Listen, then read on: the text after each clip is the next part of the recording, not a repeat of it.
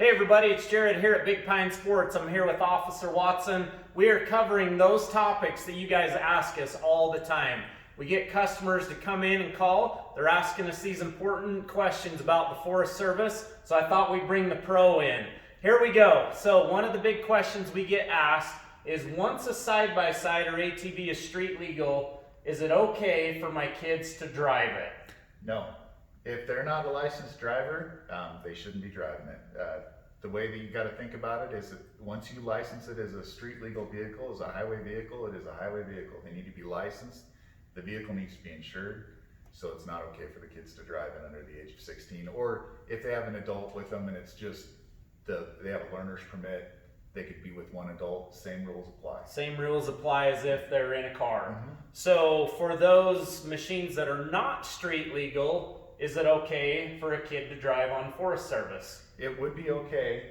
Same as an ATV. In the state of Utah, you're required to have everyone between the ages of 8 and 16 needs to go online to the state parks website and do the online training and get your little certificate between ages of 8 and 16. And we highly recommend that. We get called all the time, are there classes that you guys put on at Big Pine? And unfortunately, in this time and day and age, everything's done online. It's a pretty fun course. They can go on and learn some fun safety tips, how to operate a vehicle, and get that certificate. When you're out and about doing your duties, how often are you running into kids without that? And what do you do at that point? You know, really what I'm looking for out there is making sure those kids have helmets on. If I see kids without helmets, we're gonna have a conversation, and that's when we start getting into, have you been through the safety course? Where's your parent? Because in the state of Utah, you're required to be within 300 feet of your kid operating an ATV. Again, if the helmet's on the kids, and they look like they're doing safe stuff, usually I don't talk to them. Right. You know, I wave and move on, make sure they're okay. But when there's no helmets, then we start asking other questions. Are they being supervised? Because they're required to supervise them. Are they licensed? Have they done their certificate? Have they done all that stuff? And that's when it comes into play. Usually, that's kind of my red flag. I look for the helmet, and then we start talking about the safety course and all that else. And the parents can get a ticket. Sure. Can get a citation for that, for the kid not having that certificate, for them allowing him to drive a machine, for them not requiring him to put a helmet on. Parent can get a ticket. Perfect. So another question along that same lines is speed limits. So as people are out recreating on the Forest Service land, let's talk about speed limits in campgrounds, maybe even heading up Ephraim Canyon, for example. So in the campgrounds, every campground, the speed limit is going to be about 10 to 15 miles an hour. It's usually posted right there at the beginning. Just keep it around 10 to 15, you'll be okay. In Ephraim Canyon, that's a county road. They paved it. When they did that, they posted the speed limit at 20 miles an hour. It's pretty hard to do 20 miles an hour. It is. It's very hard to do it. But there's a reason for it. We've already had fatalities since it's been paved because of speed.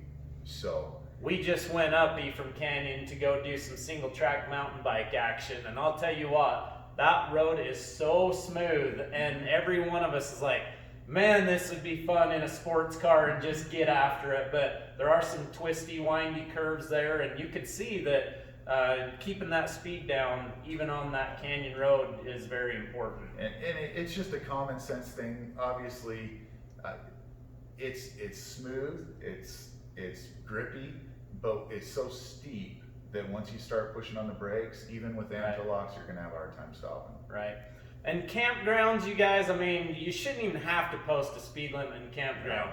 Nobody, I mean, it's so annoying when you're sitting there camping, enjoying dinner, and you got a group of people that are kicking up dust and just being annoying while they're out there in the campground. So, I mean, that should be common sense. And as you're out there, you guys, be careful going around the blind curves and where the trails narrow up.